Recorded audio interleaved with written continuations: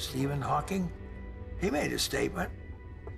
The Earth has 200 years to establish an off-planet species, or we will be destroyed, either from terrorism, A-bombs, the plague.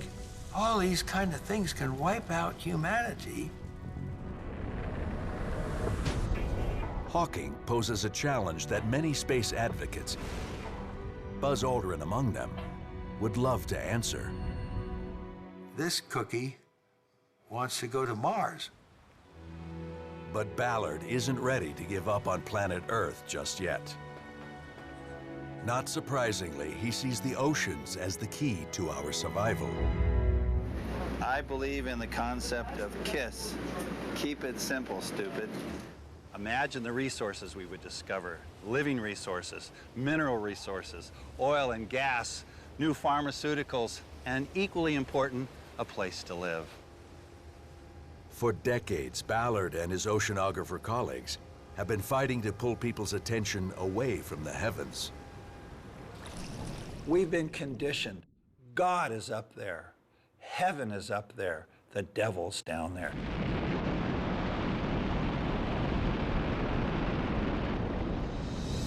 The luster of space has cast the oceans into shadow.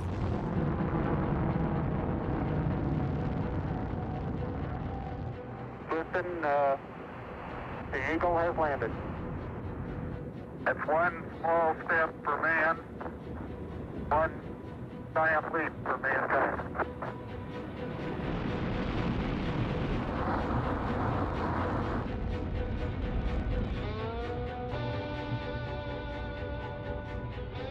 And liftoff of Space Shuttle Discovery.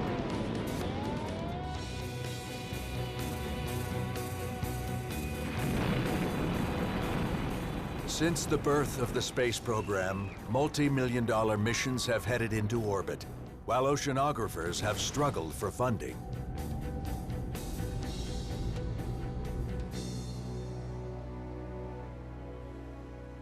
The oceans are getting lost in the shuffle. We have the technology needed to explore them, but there's just not enough people paying attention. The result is a vast portion of our world that's virtually unknown.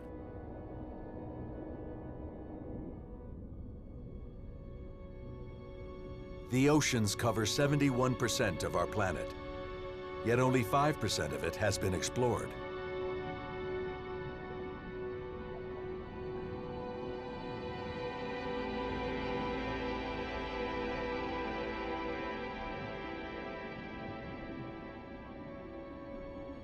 We know very little about what's down there. It's amazing. You come to the water's edge and there it stops because you can't see into this murky water right now. What's right out here?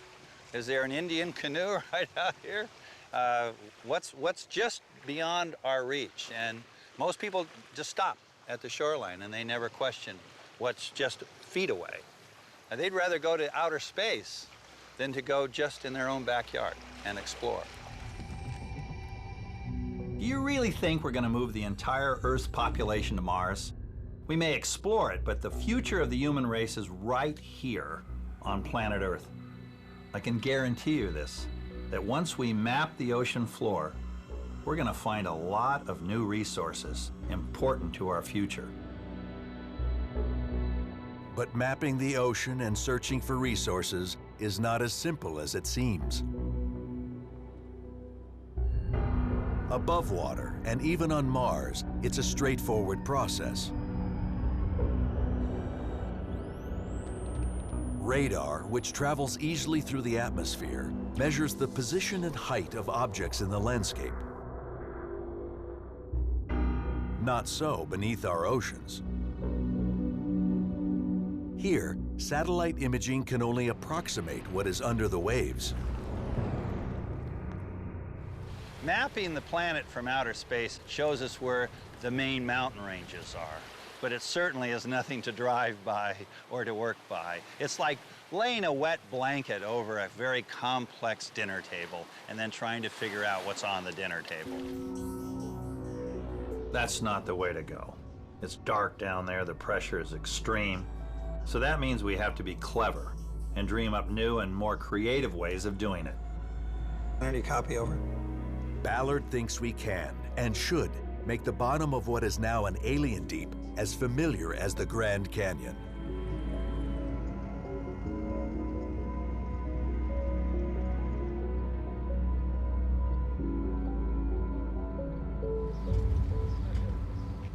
Some of his colleagues are working hard to do just that. Up in the rapidly thawing Arctic, American oceanographer Larry Mayer and his team are collaborating with Canadian crews to map the continental shelf and uncover the hidden landscape.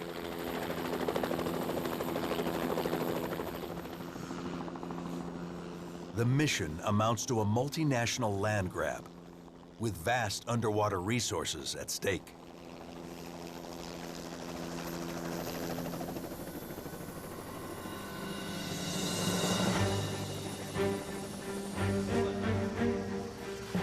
Oceanographer Larry Mayer is on the forefront of ocean exploration.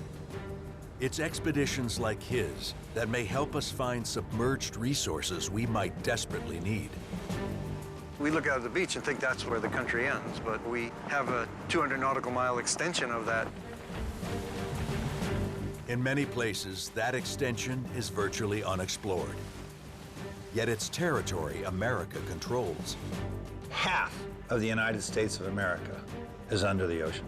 And we have better maps of Mars than half of the United States of America.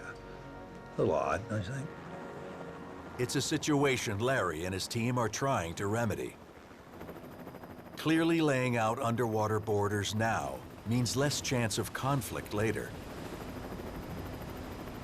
If oil, gas, and minerals are found, who actually controls the land and hence the resources will be critical. But what they're attempting is no easy feat. 45 days in the frigid Arctic, where shifting ice, dense fog, and too much daylight keep everyone on edge. The vessel's very isolated. We are quite alone up there, and if something very serious happened, it's a long way back. Exploration goes hand in hand with risk. It's why so few people actually do it. But the cost of doing nothing can also be risky. You have to have somebody in your tribe who is willing to go out and see what's over the next hill or beyond the next ridge. Tracking index mark is the same. Roger, we copy. That's hard enough on Earth, but if that next ridge is on Mars, the stakes get even higher. The first astronauts know from the day they were selected that their purpose is to live the rest of their life on the surface of Mars. So that's a qualification for application. You must commit to living your life out on Mars. That's shocking to people. Gee, you're not bringing people back? Well, now, wait a minute. The Pilgrims on the Mayflower, did they wait around Plymouth Rock for the return trip?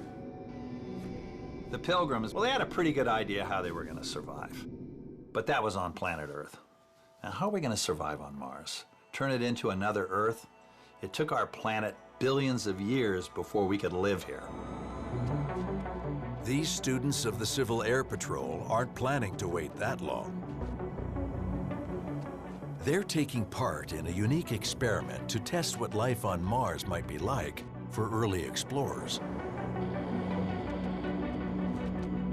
It may look a bit half-baked, but this habitat in the Utah desert gives the recruits a pretty good feel for the challenges they'll face.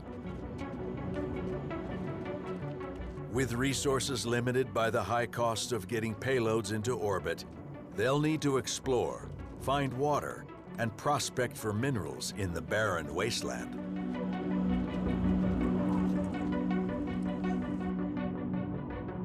I just can't justify in my mind spending the unimaginable amount of money it's going to take to send a few people to Mars, when the same amount of money could have a real impact on the rest of us here on Earth. But some would argue Ballard is thinking too narrowly. That space exploration is about more than just resources. You cannot help but wonder if there were once living things there. Suppose you found microbes that are still alive on Mars. It would change the world. It would change your view of your place in space. So we want to explore, to discover where we came from, and then ultimately to ask new questions about, are we alone?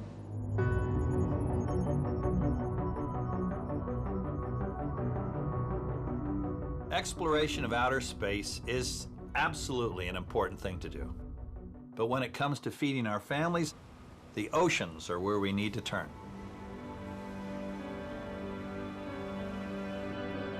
Far up in the Northern Hemisphere, Larry Mayer and his team are already having success discovering new territory and potential new resources. We know so little about the Arctic. Every time we've gone out, each year we go out, we find things totally unexpected. In 2003, Mayer made a huge discovery while mapping north of Alaska. Where satellite maps had shown only a vague shadow, their imaging techniques revealed a 10,000-foot seamount on what is considered the extended continental shelf of the United States. It's new territory we didn't even know we had. We're going out with a very, very special kind of mapping system, a multi-beam echo sounder. And instead of putting one big, large cone of sound out, puts out a number of small, little, very, very focused beams of sound across this wide swath. Each one that measures very precisely and very accurately the depth in that small area. And they provide much, much higher resolution images of what's going on. We see all kinds of detail we couldn't see before. Mayer's maps turn a flat, blurry image into a 3D landscape of slopes and underwater formations.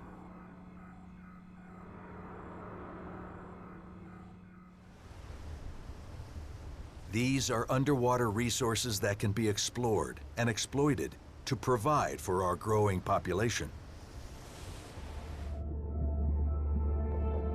And that's where the true challenges of working in the deep come into play. Challenges of pressure and darkness Ballard knows all too well.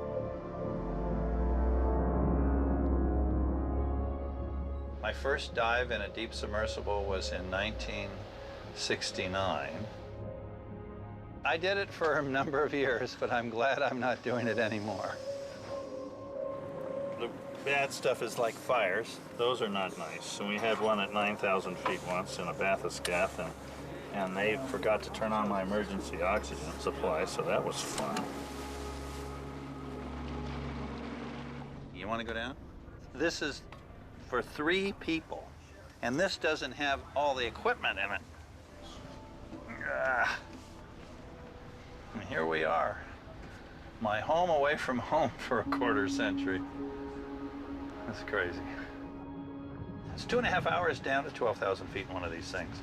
2.5 hours back up. 5 hours a day, you're just commuting. You're not doing anything but commuting. Freezing, cold, potentially getting killed. That's been the nature of ocean exploration. And it looks a lot like its deep space equivalent, with one exception. Traditionally, space organizations start with unmanned probes and work their way up to manned missions for specially trained astronauts. But in the ocean, Ballard is trying to do just the reverse. I've had a lot of close calls in deep diving submarines to know that there's definitely a better way of doing it that's a lot safer and less expensive. Control van, we are good to go into the bridge, over. Okay, pilot, you're in the water. This is Dr. Robert Ballard's futuristic vision of deep sea exploration. His Inner Space Center. It's a model he believes will soon allow us to know the oceans the way we already know the land. Sneak in here and see what's going on. With live satellite feeds from research vessels around the world, Ballard can monitor multiple expeditions at once. Yeah, can they zoom down? We are all around Point Gamblin and we have found some new hydrothermal vents and the height of some of them is 4 meters tall. Okay, so it looks like you're moving away from that target. Yeah, we are going to map this area in order to see how many they are. By tapping into on-call scientists all over the world, he can have an expert looking at a new discovery within a half an hour of hearing about it. So we have everything that we want. Yeah, that'd be great. The world's going to be wired, and there will be no place on our planet less than a fraction of a second away. We are going to do the sampling, and you will be there to... And so we will be able to move our spirit out of our body. I mean, that's what this room is all about. That's what our technology is all about. It's about decoupling your spirit from your body. It's Avatar. You literally beam yourself somewhere else. It's Star Trek, beam me down, Scotty. It's a novel idea, and it works both in the ocean and in space. But if we're going to explore a place like Mars in a truly meaningful way, will robots be enough? Planetary scientist Dr. Pascal Lee is not so sure. He's convinced that on Mars, success lies in human hands, and he's committed to putting them there.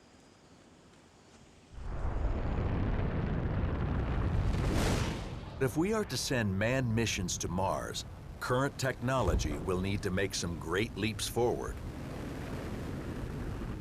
For rockets, we need new materials. We'll have students in universities working on the problem. It will take a big effort that will be really a big investment in our society, in ourselves. Lee is working on the next generation of spacesuits that will allow astronauts to survive and work on the Red Planet. His designs are a far cry from the heavy suits used by Buzz Aldrin and Neil Armstrong. Are you getting a TV picture now, Houston? Neil, yes, we are getting a TV picture. You're in our field of view now. Yeah, Bob, I'm having a little... When they landed on the moon, Neil and Buzz were outfitted for the worst-case scenario. I can use 2 hands. Okay. What a desolate, God-forsaken place this is. No atmosphere, no sound. What we're looking at hasn't changed in hundreds of thousands of years. The Apollo astronauts' spacesuits protected them from these extremes during moonwalks, but the men had to put on and take off the suits inside the spacecraft. This posed a problem, because lunar dust on the suits permeated every surface of the lander. They'll need a better solution if they hope to set up an outpost on Mars. The Martian dust, for all we know, is potentially very toxic for humans, and so we really do not want the astronauts to be inhaling or ingesting any Martian dust. Lee has designed a protective suit with a unique entry system. Okay, you're going to grab this handle, and you're going to swing it out to the outside. You're going to reach up, grab this thing, and push it up hard. All right. This way, you can just climb into the spacesuit in shirt sleeves, close the doors behind you, you unlatch, and off you go. You're walking on Mars. Okay, now grab this handle and pull down. Right here. Okay, give it a good pull down. The suit and the dust from the surface stay outside the vehicle, keeping the inside clean and safe. Feet up, I'll pull the pant leg off for you. This is a tangible step. It's a small step, but it's a tangible step that we're taking towards getting humans to Mars. You can't go to Mars unless you go through this step, and we're taking it. Do you feel comfortable? Can you do work? Does it feel heavy to you? Not really. Not really? Can you see around well? You got good visibility? Is it too high in your crotch? A little tight? A little bit, yeah. Yeah? Well, actually, there's no adjustment there. You're stuck. After some initial indoor testing, Lee's team heads out to the simulated surface of the Red Planet.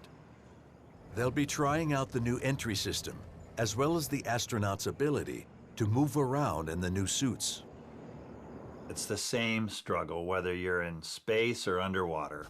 If you're putting people there, you need all kinds of bulky life support systems.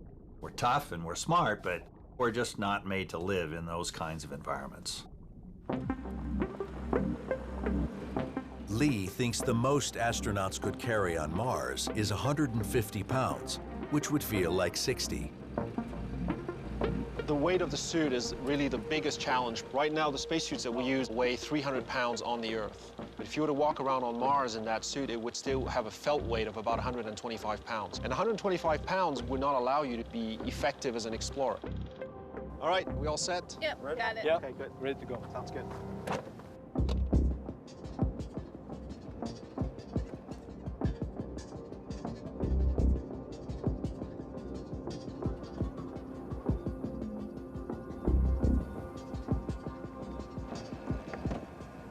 What do you read? 51, yeah.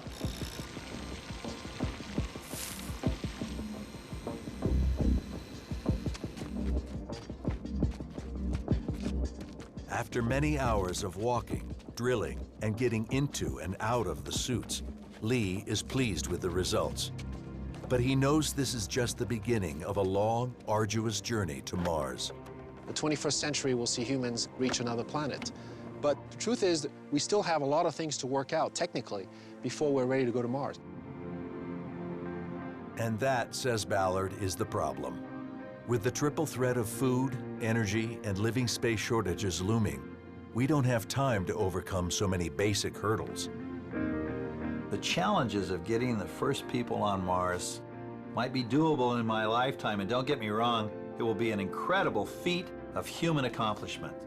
But in terms of practical value to mankind, I think investing in the exploration and eventual colonization of the world's oceans makes a lot more sense.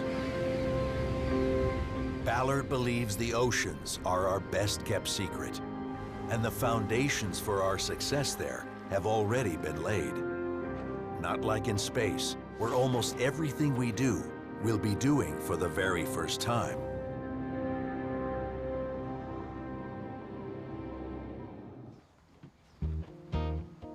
I have to go and feed the chickens. That's one of my duties and responsibilities. Hi, how are you guys, huh? Chow time. Here's a peach, you'll love that. Ballard's chickens eat better than millions of humans. Food costs have almost doubled in the last decade, and we're running out of room to grow more crops. I'm looking at my children, my grandchildren, and their children. I'm looking out 4 or 5 generations. The resources aren't there. If you think of the Earth as a baseball field, we grow most of our food not on the entire field, not even on the infield, but on the pitcher's mound. It's because much of Earth isn't fit for farming, and the rest of the planet is ocean. Which is why Ballard believes we need to figure out how to grow crops in the water. In China, they've been doing it for centuries. With 1.3 billion mouths to feed, it's become a matter of necessity. It's only logical that you would turn more and more to the sea to feed the growing population of the planet. These aren't fishermen, they're farmers.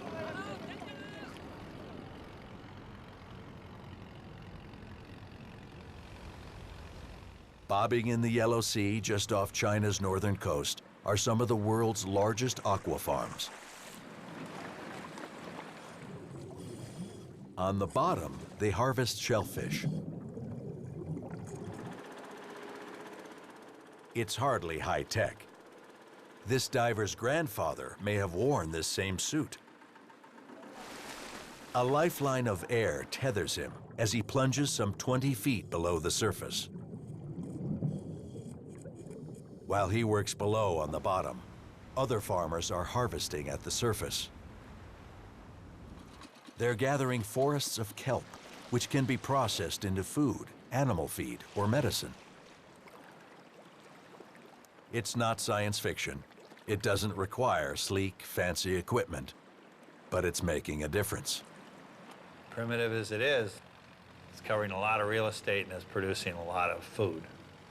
One criticism is that you do it close to land in shallow water and you really are polluting the coastal zone with it. Another criticism, it's an eyesore. You see it, it doesn't look pretty. But if ancient Chinese practices can point the way, it's only a matter of time before modern technology catches up, especially when you're motivated by a looming food crisis. 5,000 miles away, a high-tech experiment is attempting to take sea farms to the next level. Biologist Neil Sims is hoping to change the way we fish. We have to move towards where we're culturing our seafood. I mean, you have to move from a hunter-gatherer society to a farming and herding society. Right, and we did this on land 10,000 years ago. Why is it so hard for us to do it on water? 4 months ago, Sims and his team took on that challenge off the big island of Hawaii. They're helping sea farms break free from the shore. The goal of the project is to be able to grow fish in the ocean without any measurable footprint. And we need to be doing it out in the open ocean where there is a complete disconnect in terms of this pen and the coastal ecosystems. By raising his fish inside a cage that drifts far offshore, Sims keeps them in pristine water all the time. Barbed wire transformed farming on land, and this is the ocean equivalent. Get in the water here, take this line from Gavin, sport it around onto the port side of the cage, keeping the hose in there and keeping the fish away from the door, okay? You're just getting sent to pump the fish. We've got the cage raised. We've got the fingerling delivery boat, the Kona Kampachi, is backed up onto the cage. The Machias is still holding us into the current. This is where things could go horribly wrong. They're very vulnerable at that very high density. So the focus all this morning has been fish first.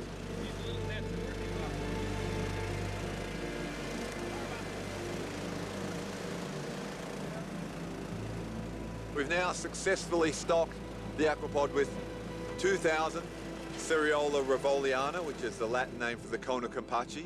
It's a native fish here to these waters. It's usually found on the deep reef.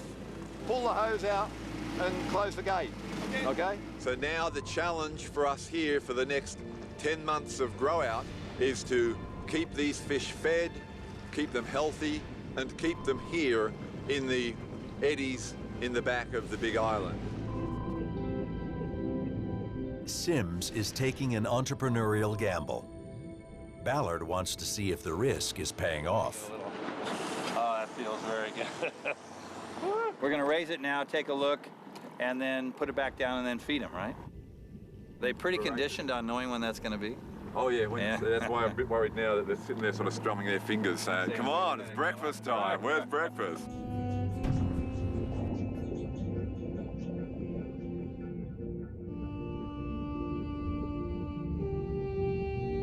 On this scale, the fishball is losing money. But if these Kampachi thrive, Sims hopes to create hundreds of bigger enclosures to make the project viable.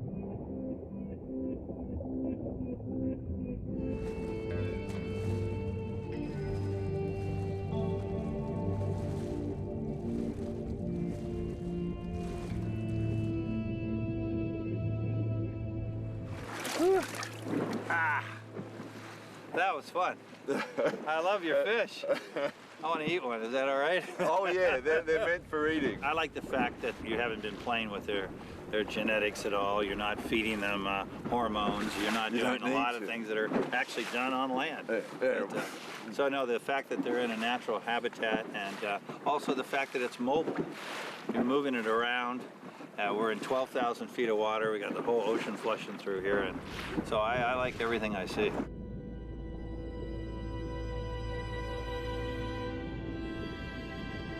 By moving the fish pen out to sea, Sims hopes to turn the ocean into a more natural farm, one that minimizes the impact on shoreline ecosystems. Clearly, it's a great start, but we still have a ways to go. We need to scale it up to commercial levels if we want to feed a lot of people in a sustainable, healthy way, but that's possible in the ocean. You're not going to get that in outer space. That's not to say the space advocates aren't going to try. 5, 4, 3, 2, 1. We have ignition and liftoff.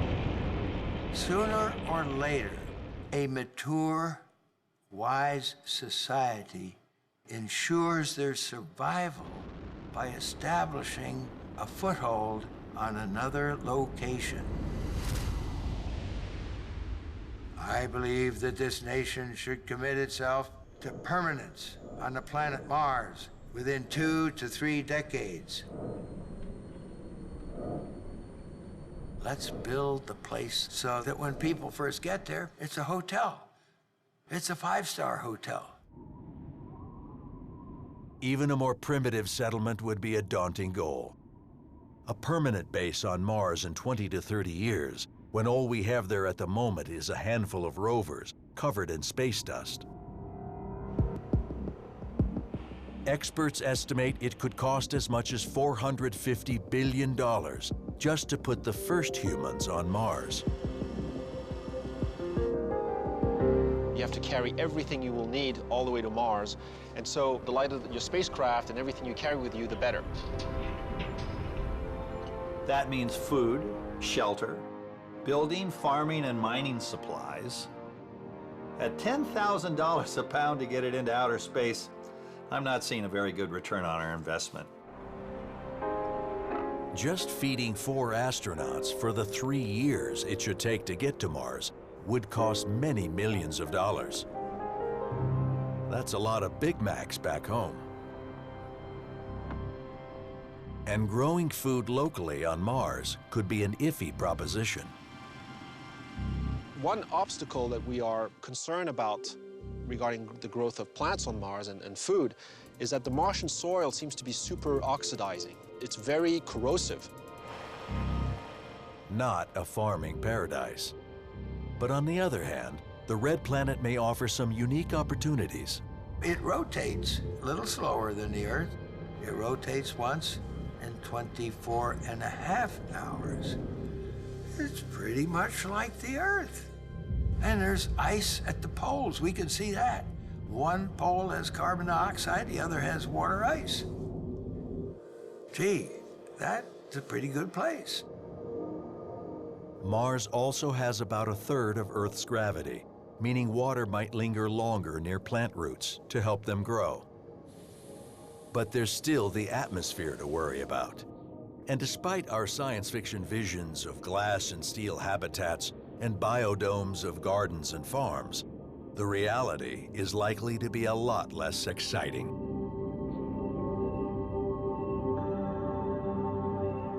Mars. Food resources, 0. Population, 0. Earth. Population 7 billion and growing fast. Here again, Ballard sees little in space to compete with the oceans.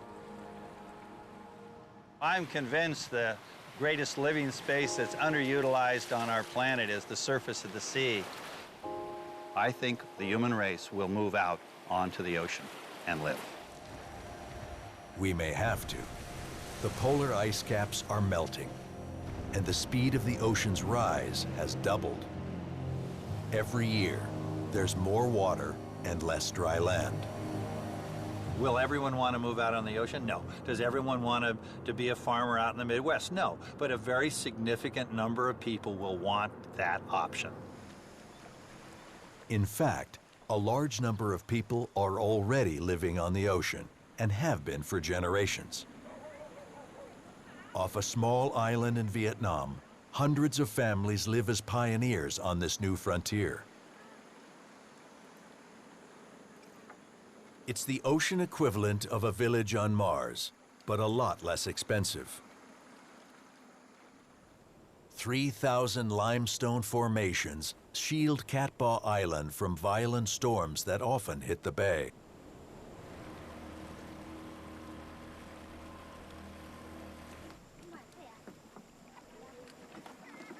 There's areas where people have never stood on land. They've spent their whole life on boats. Vo and his wife, their children, and grandchildren all grew up in the village of Kongdong.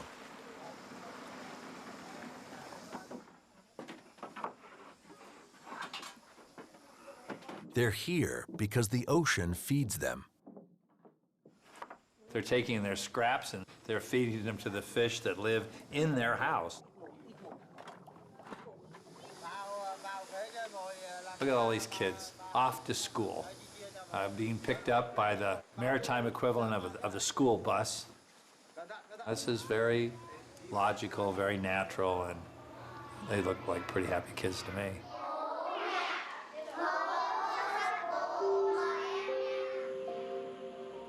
It's a lifestyle choice that may soon grow more popular and more comfortable. Like the Chinese aqua farms, these boathouses may foreshadow a practical, higher-tech solution to future crises.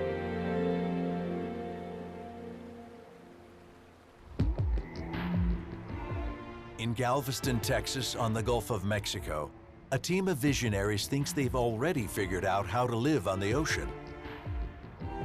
They're hoping to bring the boat villages of Vietnam into the 21st century, turning an old oil rig into a city at sea. The technology of living out on the ocean has been perfected by the oil industries. We know how to move people out onto the ocean. We know actually how to live in relative comfort. You don't get seasick on these rigs. They're huge vertical columns of steel, and the ocean can't move them. The first people that will really move out in any significant numbers will be the farmers. Just like homesteaders, these are seasteaders. Engineers from the Seasteading Institute are imagining an extreme makeover. Howdy. Well, let's dream. What do we have here? This is a futuristic conversion of this platform. Now, when it was operational, how many people lived out here? About 80 people. Now, in this final concept, how many people are you thinking would be? About 300 people. About 300 people. Well, let's take a look. Show me around. This is the main deck of the rig. All of these yellow columns and the structure on the deck is going to go, and it will be replaced by just open deck area with sun lounges and tables and chairs and a coffee shop, and topped by a magnificent glass pyramid. The interesting thing that people don't realize is how many people already live out on the Gulf. What would you say the total population out on the Gulf is? It's got to be many thousands. Probably about 20,000 people. 20,000 people are already out there, so it's not a stretch. I mean, that's the point. How many people are living on the moon? About zero last time I Right. checked. How many people are living on Mars? We already have thousands and thousands of people living in the future already. Technically, it's a solved problem. Yeah, The exactly. idea is to transition from an industrial workplace environment where people go to live a month at a time to a lifestyle. So this is not something that's a great stretch. I actually see this happening within my own lifetime. We have the energy, we have the food, we have the nutrients, all the things that you need to sustain life, of course, are in the ocean. That's where most of life lives. Wow, this is quite different, Graham. Ballard's even seeing advances in the vehicles that might get us around. Like this. This is an airplane. This is an airplane. Though he still believes the future of deep ocean exploration will be unmanned, he jumps at the invitation to try out the latest manned prototype from sub-designer Graham Hawkes. Unlike most submarines, which wallow like blimps, Hawk's Super Falcon flies through the water like an F-16. Right, we'll follow a contour around, and I'll give you a time. It'll be 10 minutes down. They'll be sticking close to the surface, which is fine by Ballard. He's had more than his share of near disasters down deep. Crashing is always nasty. Did that at 20,000 feet in a bathyscaphe, and that wasn't very nice. I almost didn't think that one. We're not going to do any of that You want me to today. put this on for you? Yeah. Checklist is complete. Ready to seal hatches? Absolutely. Very good.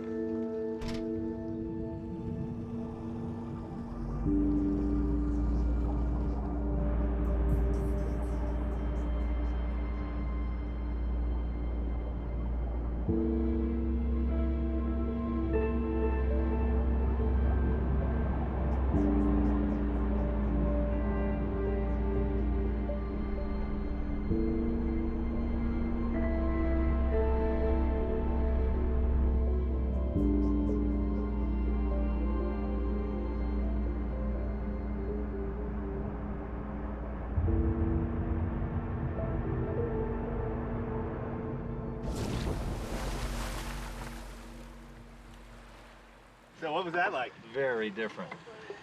Very different, man. I've made lots of dives, but that was not a dive. That was a flight. That was pretty cool.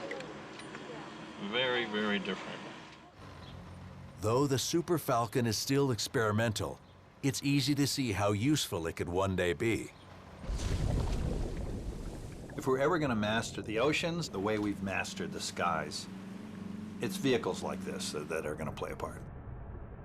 I can see future generations of this vehicle being used to move researchers, workers, even families through the underwater world. It will definitely change the way we get around in the future. Just one more tool to help us navigate what Ballard hopes will be our home turf of the future. And one more reason he thinks Earth will always be our very best option. Think of how bad things really have to get here on Earth before a move to Mars really makes any sense. Even the worst spot on Earth has a lot more going for it than the best spot on Mars. So a lot would really, really have to go wrong here before that becomes even a viable option. Ultimately, time may make our choices for us. Fuel supplies are limited. The population is exploding. Temperatures are rising. And so is the ocean. We need to manage it just like we manage our own country. Some of it we farm and herd, others we set aside for sanctuaries, others are parks. There's so many different ways we could be better utilizing the ocean than we are right now. What we can't do, says Ballard, is give up on our planet. Because if we screw this one up, what makes us think we'll do better somewhere else? We're setting up our kids for a great disappointment. To think that they're going to live on Mars, I think that's dishonest. They're not going to live on Mars. I like him. I love the guy. But nobody elected Bob Ballard president of the oceans.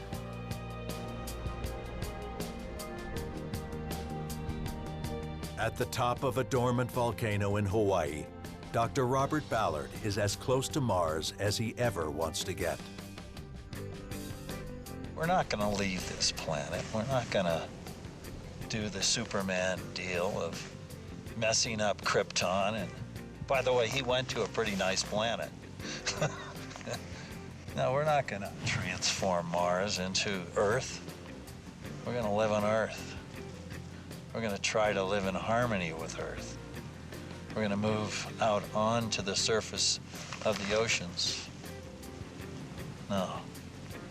Clear as a bell to me. Should be as clear as a bell to you.